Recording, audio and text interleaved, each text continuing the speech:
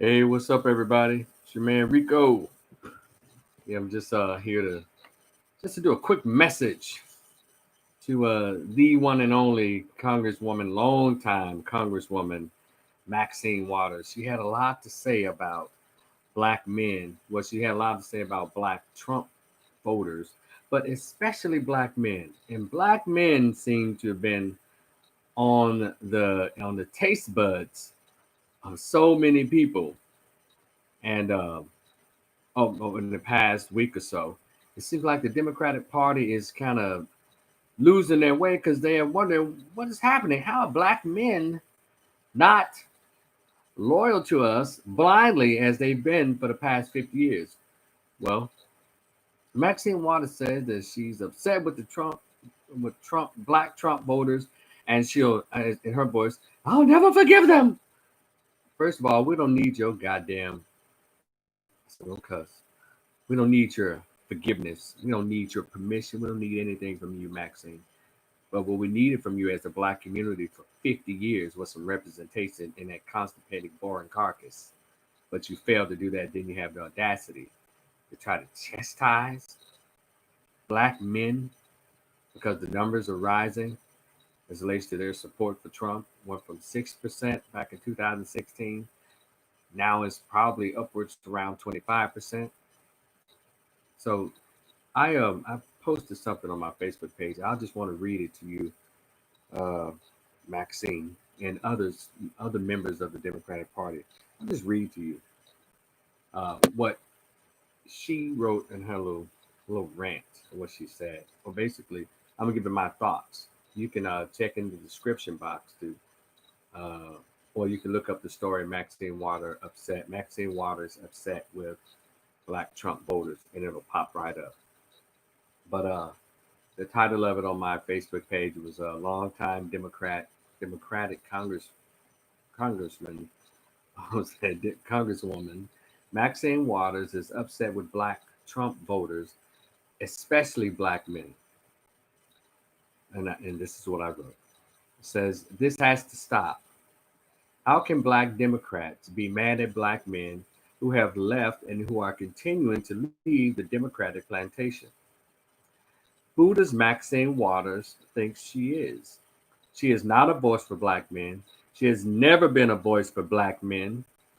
Um, she has been a member of that Coonan bootlicking carcass for decades now, and Black progress has yet to come from that group of old, incompetent farts. She is the latest to have the nerve to attack black men as a group for the increase in their support for Trump. Who in the hell told black Democratic politicians, black gays, black Democratic women, and white liberal Democrats that they owned black men and they owned the right to black men's voting choices? The arrogance of it all is astounding to say the least. I have said and read article after article, blog after blog, Facebook post after Facebook post, disparaging the growing support that Trump is receiving from black men, as well as attacking the intelligence of these black men in the process. It's the weirdest shit. People are discussing black men who support Trump and who have voted for Trump as if black men belong to them personally. And somehow they broke away from the tight leash in the backyard and they're now running around the neighborhood aimlessly. The nerve, the audacity, the unmitigated gall. Black men are now waking up, and not so slowly, to the bullshit of the Democratic Party. Blacks are realizing, or black men are realizing, that the Democratic Party has only placated the black community with symbolic gestures over the past 50 years. No real tangibles. Black men also realized that black issues have always been pushed to the side or just pushed to the back for LGBTQP, immigrants, women, and Hispanic issues. Uh, let's see. Yeah. Black men have realized that the Democratic Party does not have a space for heterosexual masculine red-pilled black men who can think for themselves. Yeah, the bulk of black men have been left behind. Harriet can convince them that they were being mistreated on that plantation, so many of them decided to stay. The runaways are being called stupid and irresponsible for leaving. They're being told that they are making a huge mistake for walking away. Just in case you need to know this, all of the black men who have left the Democratic plantation did not head directly to the Republican Party. Uh, I'm pretty sure that many others who will be leaving the Democratic plantation won't identify as Republicans. As a matter of fact, if asked, 90% of them probably won't even identify with any party. I'm an independent, but with a conservative twist.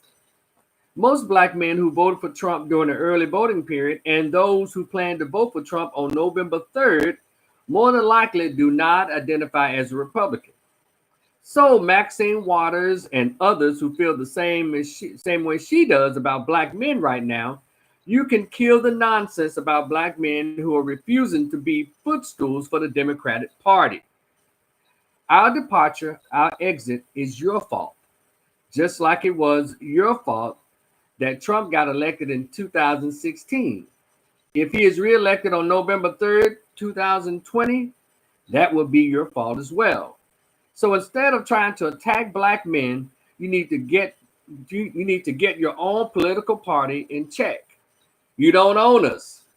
And I just want to dedicate that line to the lady from the 60s. Her name is Leslie Gore. She wrote a song that says, "You don't own me." And that seems to be the foundation of the arrogance of the Democratic Party. You don't own the black vote. You don't own black men. Just because black men don't vote Democrat does not make us less intelligent. As a matter of fact, we're awakened. We're over you, and we're moving on. What we decide to do with our vote, what we decide to do with our presence, what we decide to do with our money, our energy, our political prowess, well, we'll determine that. Unless you can present some tangibles next year. Even if Trump doesn't win, like we don't really care. So we're trying to prove a point. Even if he doesn't win, your local elections in the future, Democratic Party and Democratic candidates, they will be without a lot of black male votes. Because if you really listen, when black candidates, when Democrats run for office, they never ever mention any policies that would directly and positively impact or affect black men. It's always about women. It's always about gays.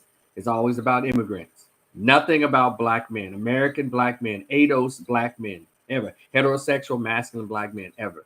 So I just want to say to you, Maxine Waters, and anybody else who feels, as they say, some type of way about black men leaving the Democratic plantation. Well, we want to bring the sisters along, but they're so hooked on the teat of the Democratic Party, they're deciding to stay at 96% or 97%. Now I'd like to encourage other black men to get away from them, man. There's nothing for you there. I know your wife, your daughter, your sister, your mother, your black mother. Yeah, I know they're the ones who've been influencing you to do that. But you don't have to, man. Come on, let's go. Follow me and a lot of other folks, a lot of other brothers. Let's get the hell out there and form our own independent pack as black men. And let's get together and discuss our own issues, because we have a lot of issues that are never addressed by either party. Because some of you are saying, well, what do you think they're going to bring? What they're going to give to you in a conservative party, whatever? That's not even a question for us. All we know right now, we're getting away from your ass, Democratic Party.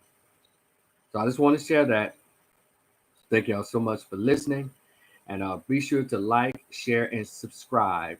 And check out the description box. It's got I have my GoFundMe there. I have my Cash App there. I have a link to purchase my book. It's called The Greatest Pain Ever Felt: Conversation with an Absent Biological Father Who Never Wanted to Be Found. Check me out. And welcome to the channel. I'll talk to y'all later. Peace.